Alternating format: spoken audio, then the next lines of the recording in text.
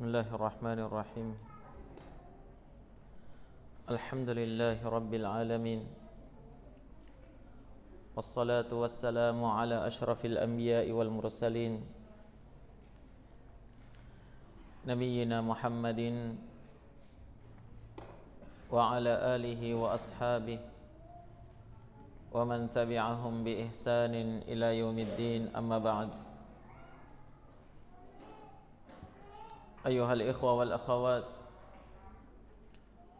hadirin wal hadirat, rahimani wa rahimakumullah.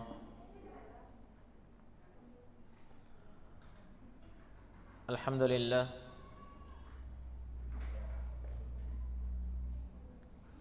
di malam ini kita bisa kembali melanjutkan pembacaan kita terhadap surah Maryam,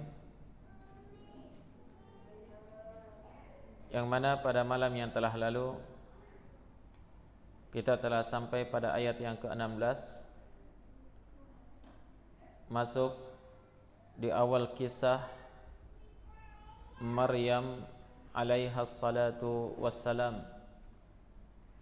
Maryam bintu man? Bintu Muzahim? Bintu Imran, ya. Kalau bintu Muzahim siapa kemarin? Asiyah bintu Muzahim. Nah, ini Maryam bintu Imran. Kisah seorang wanita yang sangat menakjubkan, yang mana beliau adalah seorang wanita salihah, yang sebagaimana yang telah kita sebutkan di malam yang kemarin, bahwa beliau adalah seorang yang diasuh oleh seorang nabi yang telah disebutkan lebih dahulu kisahnya dalam surah Maryam ini, yaitu siapa? Nabi Zakaria alaihi salatu wassalam. Dan Allah menggandengkan penyebutan kisah Nabi Zakaria dan kisah tentang Maryam bintu Imran ini bukan hanya pada surah Maryam ini saja, tapi lebih dahulu Allah sudah sebutkan dalam surah Ali Imran ketika Allah bercerita tentang keluarga Imran. Keluarga Imran yakni ayah daripada Maryam. Nah, namun Imran di sini bukanlah Imran ayah dari Nabi Musa.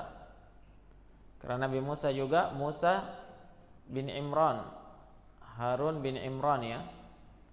Sebagian orang menyangka bahwa Maryam ini adalah saudara Nabi Musa, beda. Kebetulan nama ayahnya sama. Nah, jadi Allah sebutkan dalam surah Ali Imran kisah Nabi Zakaria bergandengan dengan kisah Maryam. Demikian pula dalam surah Al-Anbiya juga. Maka pada tiga surah ini, surah Ali Imran, surah Maryam, dan surah Al-Anbiya, Allah menggandengkan penyebutan kisah Nabi Zakaria dan Maryam, menunjukkan keduanya ini ada hubungan yang sangat erat. Dan kisah keduanya ini menunjukkan besarnya kudrat, kekuatan, dan kemampuan Allah. Jika Allah menghendaki sesuatu, maka tidak ada yang mustahil baginya. Nah, terjadi keluarbiasaan pada keluarga Nabi Zakaria. Tatkala terlahir padanya seorang anak, di usia beliau sudah tua renta, dalam kondisi istrinya mandul. Demikian pula pada kisah Maryam, Allah Subhanahu wa taala menjadikan Maryam itu hamil tanpa suami, tanpa disentuh oleh seorang lelaki pun, dan melahirkan seorang anak. Dan ini merupakan karamah dari Allah Subhanahu wa taala. Tayyib, al-ikhwa wal akhawat rahimani wa rahimakumullah. Di sini Allah Subhanahu wa taala berfirman, "Wadhkur fil kitabi Maryam." Dan sebutkanlah di dalam Alkitab, sebutkan kepada manusia apa yang disebutkan di dalam kitabullah tentang kisah Maryam. Idin tabadat min ahliha makanan syarqiyya, tatkala dia intabadat, memisahkan diri atau menyendiri dari keluarganya pada suatu tempat di bagian timur. Nah,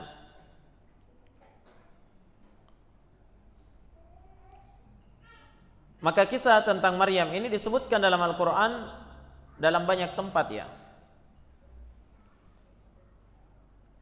Namun yang lengkap itu ada pada surah Ali Imran itu sendiri, di mana dalam surah itu diterangkan bahwa kedua orang tua Maryam ini memang sudah bernadar kepada Allah, jika dia melahirkan seorang anak, maka dia akan jadikan dia sebagai seorang yang benar-benar menghabiskan waktunya, umurnya untuk berbakti kepada Allah, beribadah di Baitul Maqdis. Di mana itu Baitul Maqdis? Di negeri Syam, tepatnya di negeri Palestina saat ini, atau dikenal juga dengan apa? Masjid Al-Aqsa. Nah,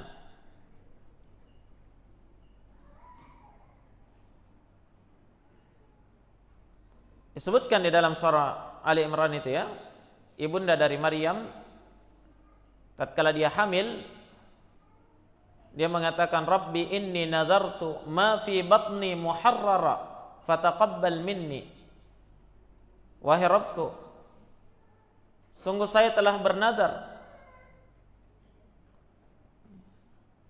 bahwa janin yang saya kandung di dalam perutku ini itu akan saya jadikan orang yang muharrara. Muharrar itu orang yang menghabiskan waktunya untuk rumah Allah Subhanahu wa taala,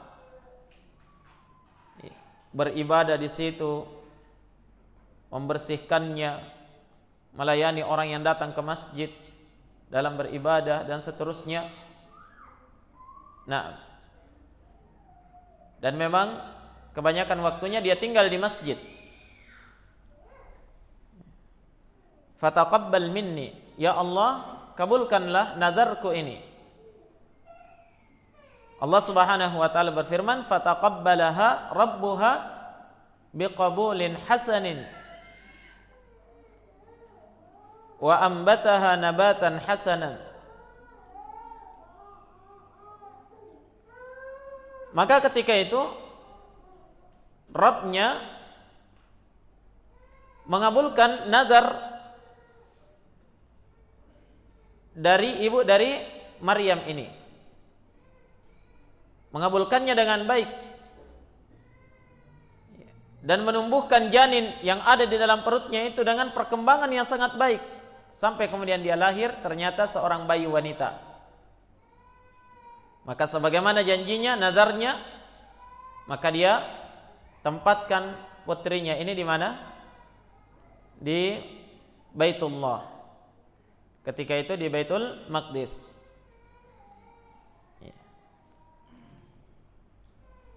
Maka Maryam pun ya tumbuh dan berkembang di tengah kaum Bani Israel itu dengan perkembangan yang sangat baik dan sangat agung, kehidupan yang sangat mulia. dikenal sebagai salah seorang abidat, seorang wanita ahli ibadah. Nah, yang senantiasa menjaga kesucian dirinya. Dan dia dikenal sebagai seorang gadis yang suci, ya, yang belum pernah menikah. Dan dia itu ketika itu diasuh oleh siapa? Nabi Zakaria alaihi salatu wassalam.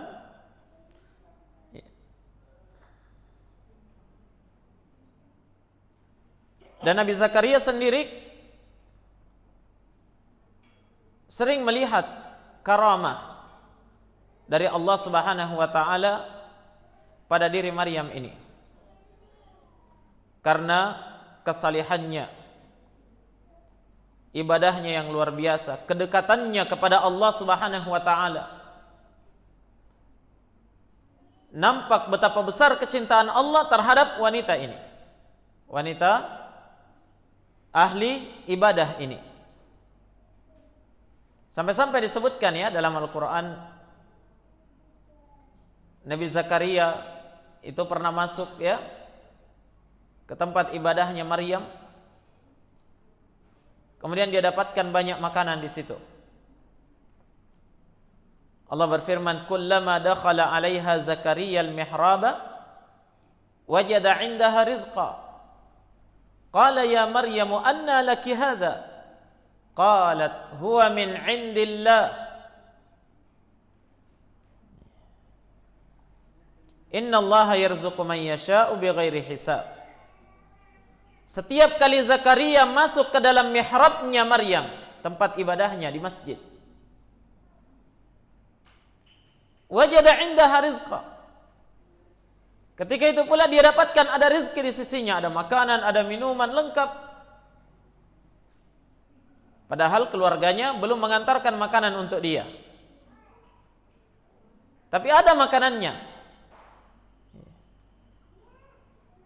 Dalam sebagian riwayat disebutkan ya, ahli tafsir mengatakan bahwa sampai-sampai ya, Maryam itu tersedia padanya buah-buahan, beraneka ragam buah-buahan yang dipanen di musim panas, sementara ketika itu musim dingin.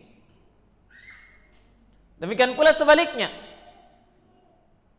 Kalau ketika itu musim panas, didapatkan padanya buah-buahan yang dipanen di musim dingin. Maka Zakaria bertanya, "Ya Maryamu anna laki hadha?" Wahai Maryam, dari mana kamu dapatkan semua ini? Maka Maryam menjawab, qalat huwa min 'indillah. Itu semuanya datangnya dari Allah. Sungguh Allah memberikan rezeki kepada siapa saja yang dikehendaki dari kalangan hambanya bighairi hisab, tanpa batasan.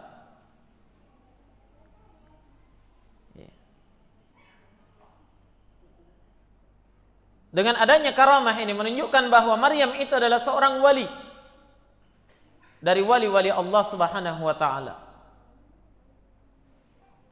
Dia mendapatkan pertolongan dari Allah, mendapatkan kekhususan dari Allah, itu karena ibadahnya yang luar biasa. Oleh karena itu jamaah sekalian, sekali lagi kita tegaskan di sini bahwa seorang wanita pun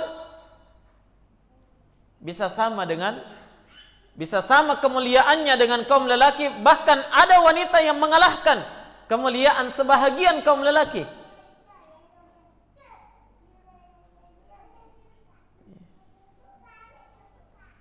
Tatkala dia bertakwa kepada Allah, dia banyak melakukan ibadah kepada Allah, ketika dia menjaga kehormatan dirinya seperti Maryam ini, sampai Allah sebutkan dalam surah At-Tahrim, wa Maryam binata Imran allati ahsanat farjaha.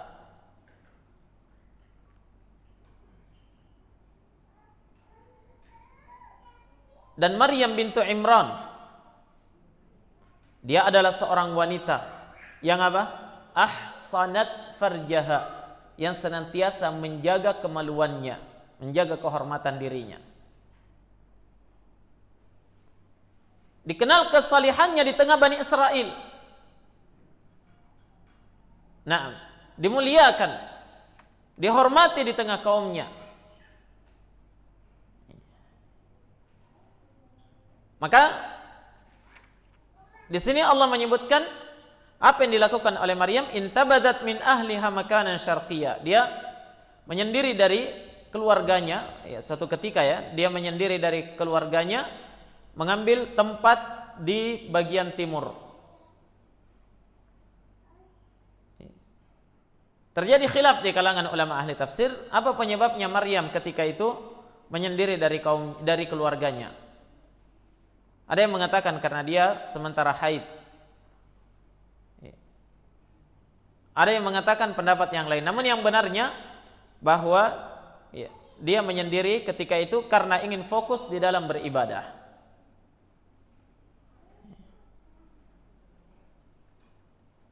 Dia ingin fokus di dalam beribadah. Maka dia mengambil satu tempat di daerah timur. Daerah timur di sini maksudnya disebutkan dalam tafsir Ibnu Katsir. Ya, di daerah timur itu yakni bagian timur dari Masjidil Aqsa atau apa? Baitul Maqdis. Nah.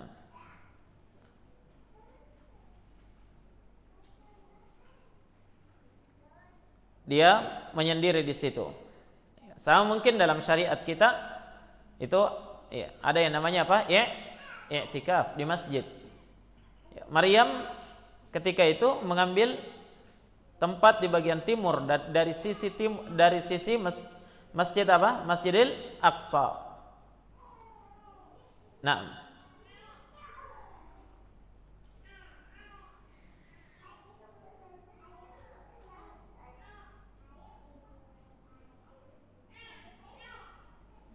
baik, selanjutnya pada ayat berikutnya Allah berfirman, "Fattakhadat min dunihim hijaban fa arsalna ilaiha ruhana fatamatsala laha basharan sawiyya." Ketika Maryam itu menyendiri, Allah jelaskan bagaimana bentuk menyendirinya. Fattakhadat min dunihim hijaban. Maryam benar-benar membuat hijab, tirai yang menghalangi antara dirinya dengan pandangan orang. Jadi dia buat semacam kamar begitu ya. Ada tirai yang dia gantung di masjid agar dia bisa fokus dalam ibadah. Nah, tapi ternyata jemaah sekalian, disinilah awal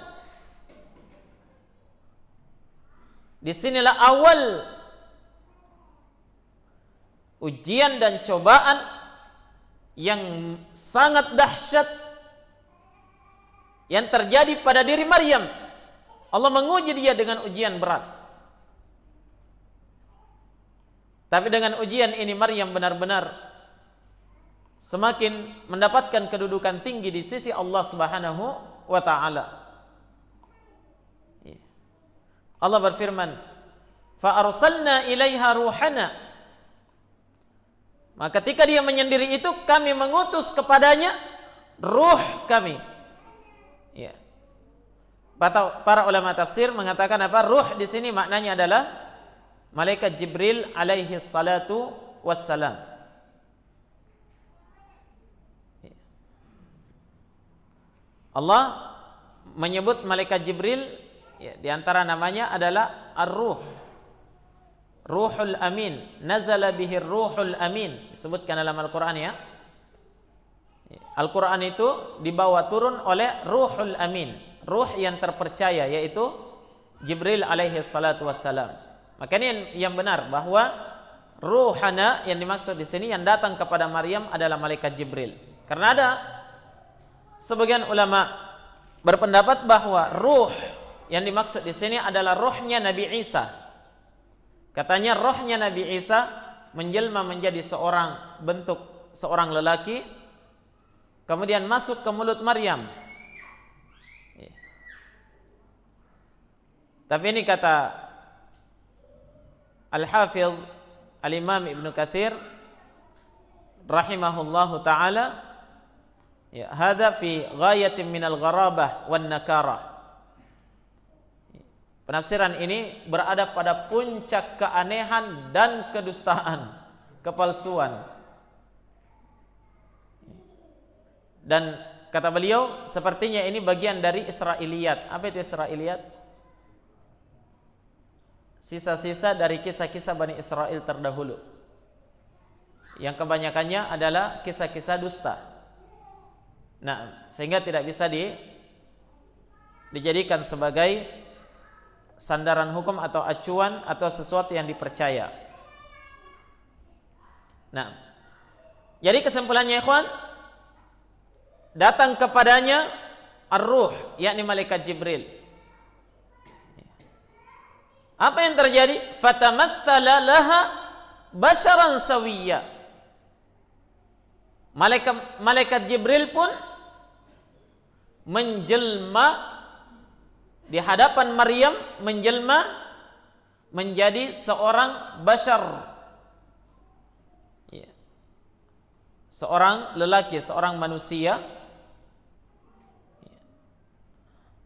sawiyya. Apa artinya sawiyya? Kata Imam Ibnu Katsir, ai ala surati insanin tammin kamil. Dia menjelma menjadi seorang manusia, yaitu sawiyya, manusia yang dalam bentuk yang paling sempurna. Jadi bukan hanya mirip manusia, begitu ya. Kadang dikatakan dia menjelma seperti manusia, tidak. Tapi di sini ditegaskan oleh Allah, fatamatsala laha basyaran. Malaikat Jibril menampakkan diri di hadapan Maryam menjadi seorang manusia sawiyya, sempurna.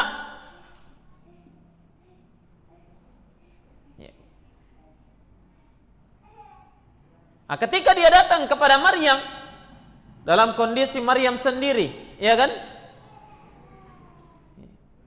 Tiba-tiba muncul seorang lelaki tidak dikenal, lelaki sempurna.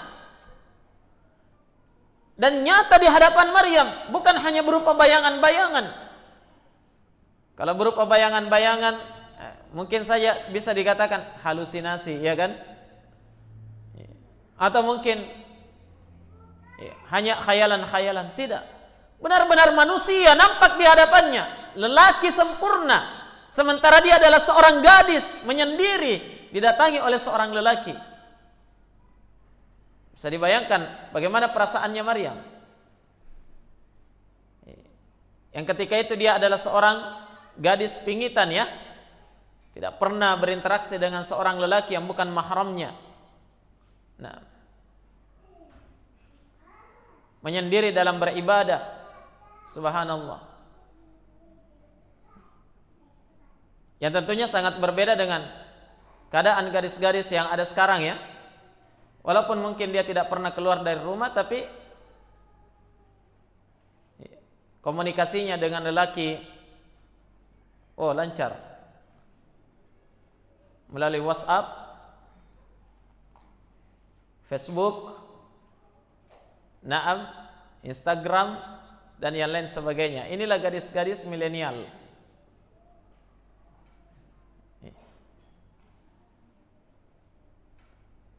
Jarang kelihatan keluar rumah, tapi keluarnya di media sosial. Nah, ketika keluar dia berhijab lengkap, cadarnya mantap, purdah, kaos tangan, kaos kaki, tidak ada kelihatan. Tapi kalau di kamar kelihatan lewat TikTok.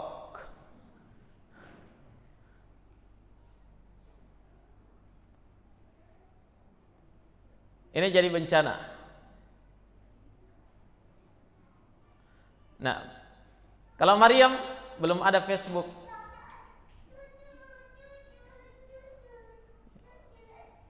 tidak ada internet ketika itu, belum ada TikTok.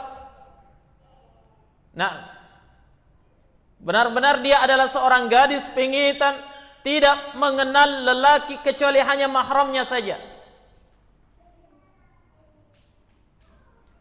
muncul seorang lelaki di hadapannya. Yang pertama muncul pada diri Maryam adalah rasa takut, khawatir akan dirinya. Apalagi dia adalah seorang wanita menyendiri. Nah,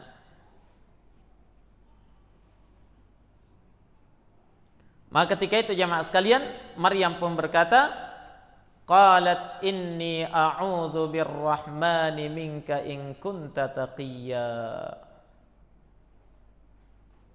Maryam berkata, sungguh saya berlindung kepada Allah yang Maha Rahman dari engkau, in kunta taqiyya, jika engkau adalah seorang yang bertakwa.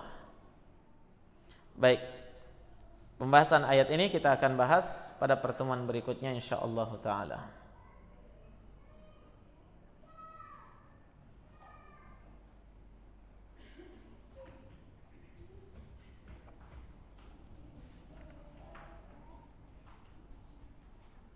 Di sini ada beberapa pertanyaan online yang belum sempat kita jawab ya.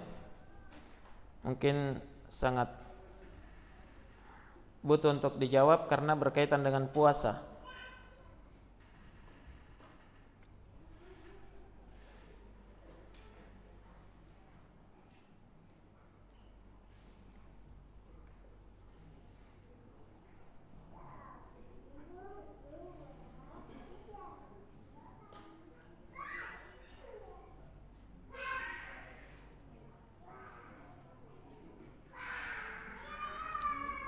Baik. Sini ya pertanyaannya. Assalamualaikum Ummu, mau bertanya sama Ustadz. Ummu maksudnya sini Ummu admin ya. Adminah.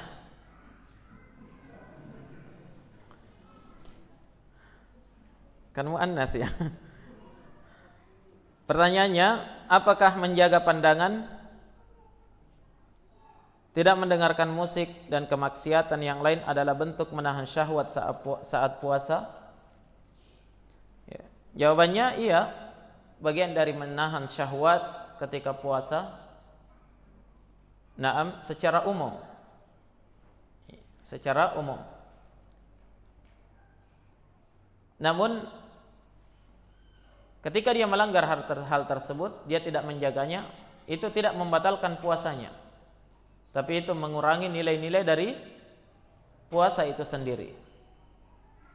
Nah, bahkan terkadang puasa itu sah tetapi tidak punya nilai sama sekali di mata Allah. Wal'iyadzubillah. Namun melampiaskan syahwat ketika puasa yang membatalkan puasa itu adalah melampiaskan syahwat secara khusus. Yaitu apa? Ya, melakukan jima, itu yang dimaksud. Syahwat, pelampiasan syahwat yang membatalkan puasa. Nah, adapun selain daripada itu, naam, yang disebut dengan menahan syahwat secara umum, maka ini bukan pembatal puasa. Allahu a'lam.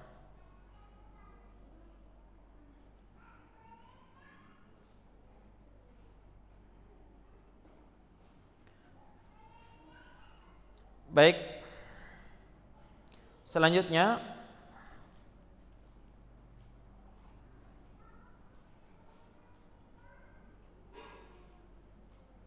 kita pilih dulu yang berkaitan puasa ya.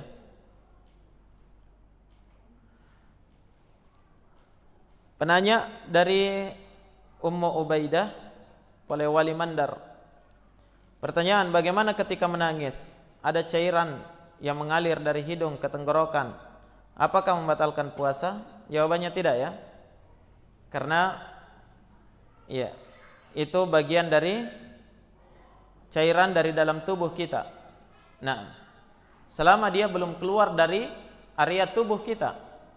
Ya, kalau dia keluar kemudian ditelan kembali, itu yang dilarang. Itu yang membatalkan puasa. Nah, selama dia belum keluar maka ini bukanlah pembatal dari pembatal puasa.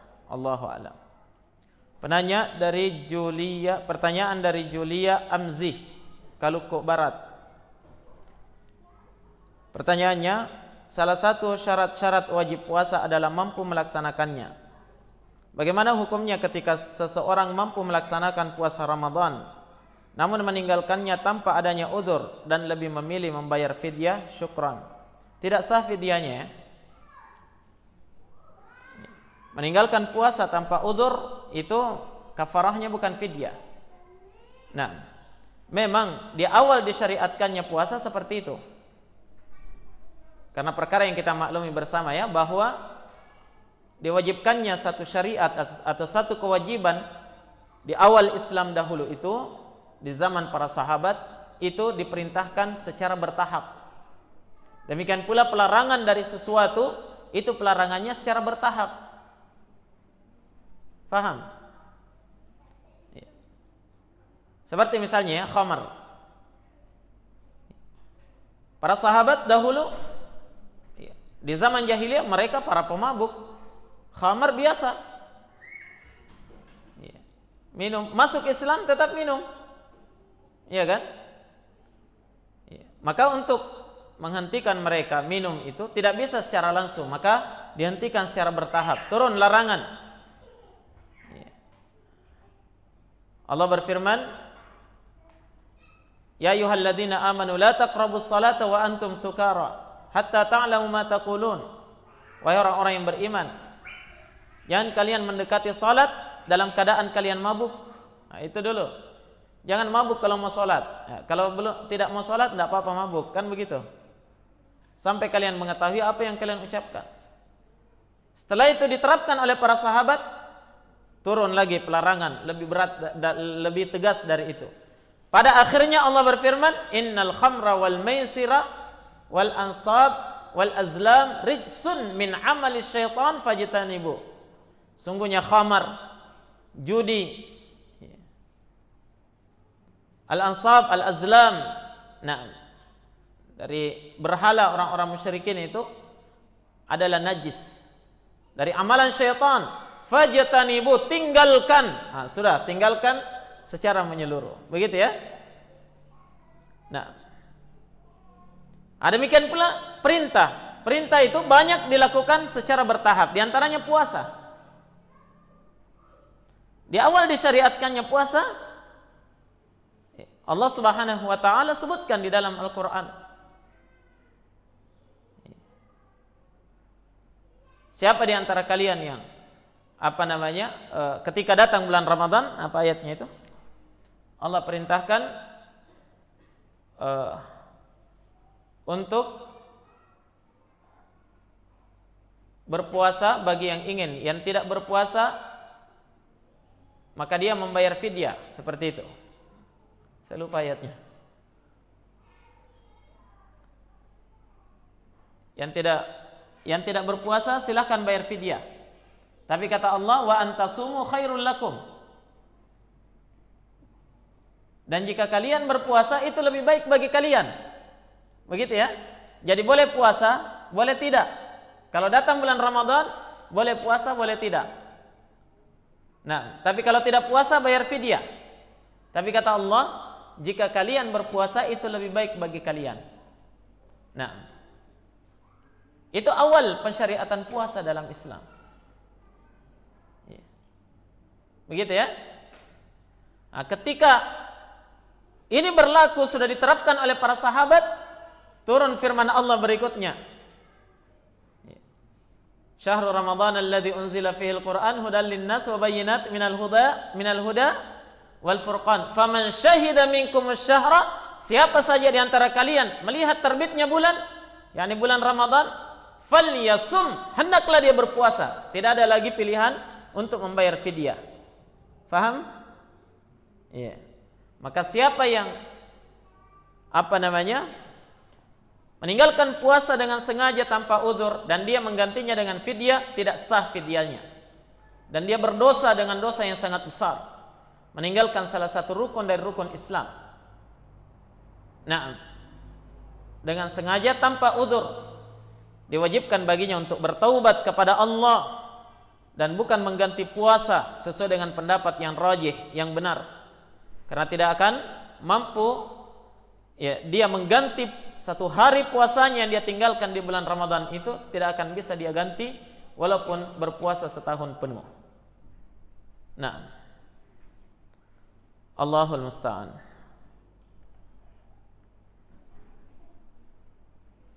Baik, masih ada pertanyaan yang lain? Nanti kita jawab pada malam berikutnya ya, insyaallah. Sebelum kita tutup majelis, ini ada hadiah lagi. Jam tangan, Masya Allah. Semakin keren hadiahnya nih. Kayaknya jam mahal ini, saya juga tidak tahu.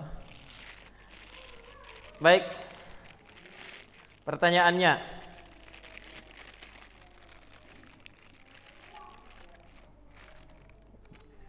soalnya juga harus keren ini ya. Khair insyaallah.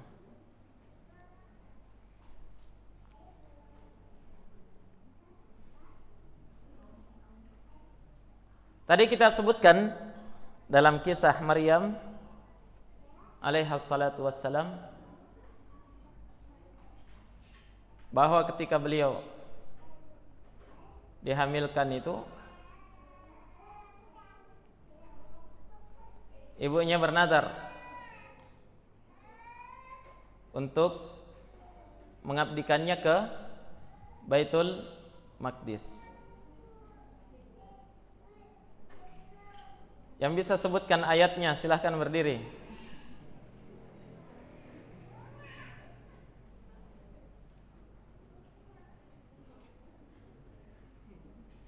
Tidak ada?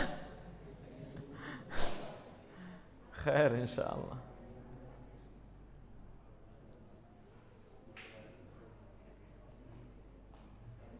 Tidak boleh pakai HP.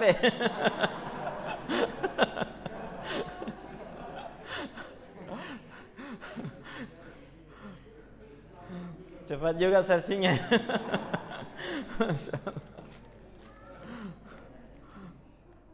Baik, ganti pertanyaannya.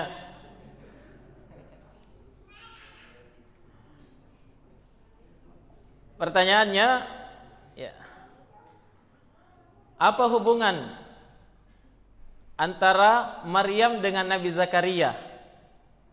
Ada yang bisa sebutkan? Silahkan berdiri. Silahkan berdiri.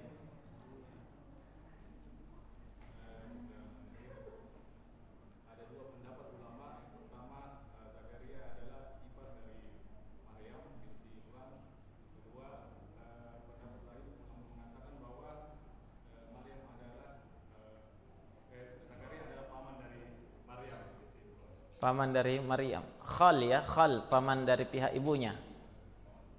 Nah, baik, jazakallah khairan. Yang mana antum kuatkan? Ada dua pendapat. Silakan. Barakallahu fiik. Baik, cukup ya. Subhanakallahumma bihamdik, asyhadu an la ilaha illa anta astaghfiruka wa atubu ilaik. Tafadhalu hafizakumullah.